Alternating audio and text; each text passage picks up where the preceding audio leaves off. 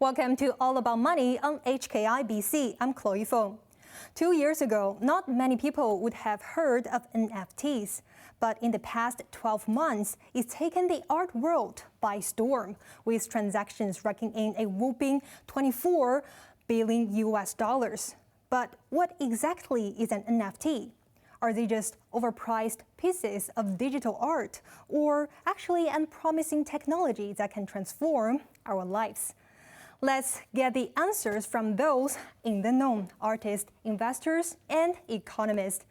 Today, we kick off this series with French-born, Hong Kong-based NFT artist Ophelia Jacarini, who combines digital technology with her ballet experience to create a new form of digital art. Welcome to the program, Ophelia. Thank you for having me. Thank you for speaking with us. So let's first kick off our topic with your recent artworks. So your work, as I introduced in the beginning, is very unusual. It's called the hologram, and it's also an NFT. So at the beginning, can you first run us through the idea behind your works? So what is the hologram that you created?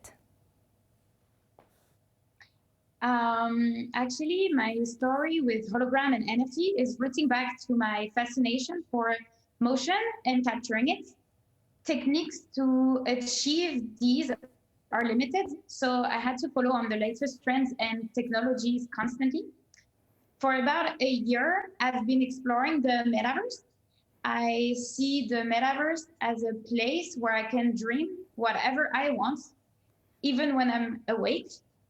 I dance in the metaverse and create shapes behind my body movements.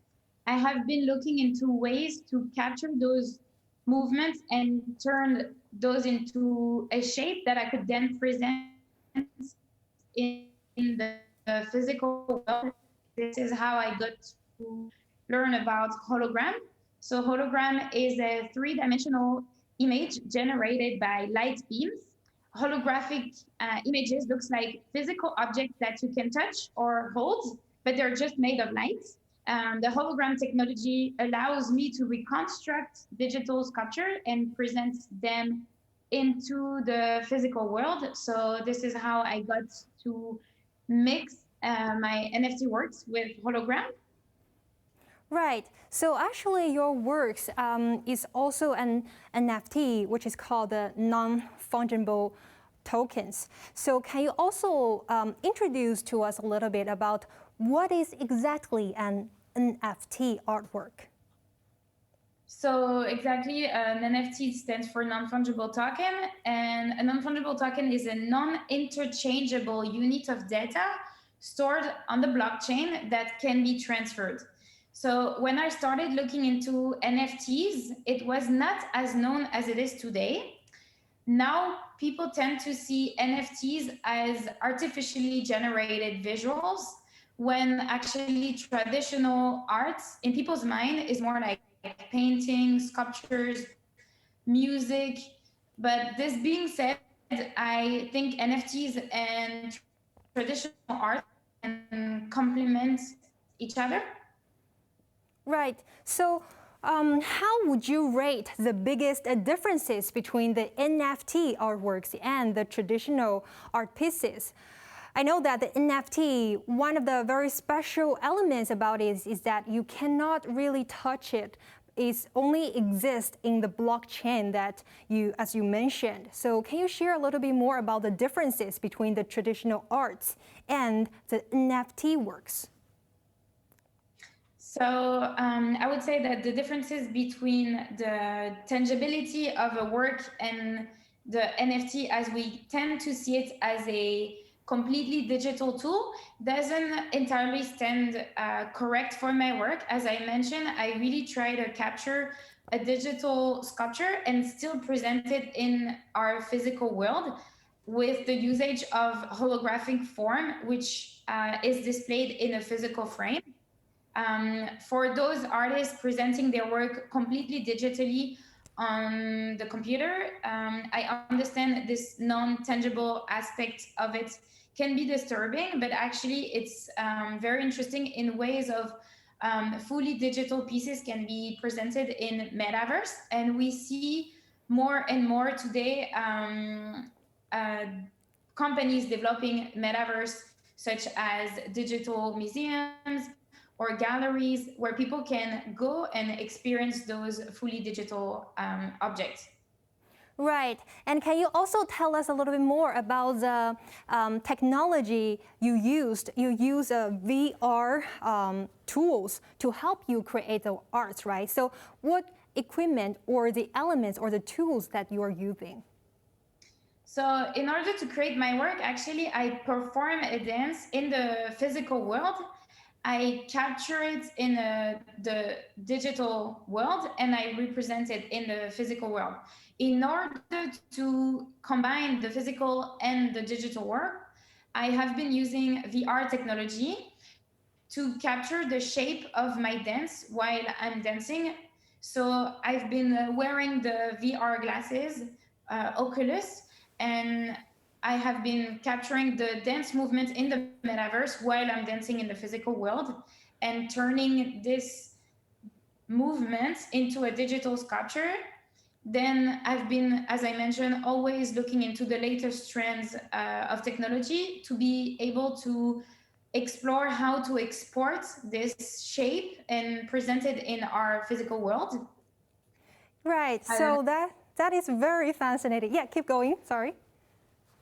No, I was just wanting to say that as I've been super fascinated into those latest technology back in the days when I was looking into NFT, as I mentioned, it wasn't as known as it is today. But in my practice, I also captured an ephemeral moment, and at that time, I saw an opportunity for me to really add value within my practice because I see NFT as a moment that is marking the universal timeline and carves it onto the blockchain, which will stay forever. So NFT kind of like concludes my fascination for ephemerality. This is why within my practice, I have been fascinated into incorporating NFTs as one of the outcome. But of course, my work is not entirely digital, and it really gravitates from the physical world to the digital world. And I've been using NFT as one of the outcomes, such as photography as well, and video, which are not necessarily just NFT. But this beauty and poetic aspect of like keeping something forever has really been interesting within my practice. Right. So actually, your works are really like beautiful, and it has a color of blue. Can you also introduce to us how did you get into this area, into this NFT world? And do you remember the first piece you created, and what was the first piece you created, and how much did you sell? Actually, the first piece that I created is named Hysteresis. It is a physical hologram frame where I can present the three-dimensional holographic form. I created this in collaboration with the South China Morning Post.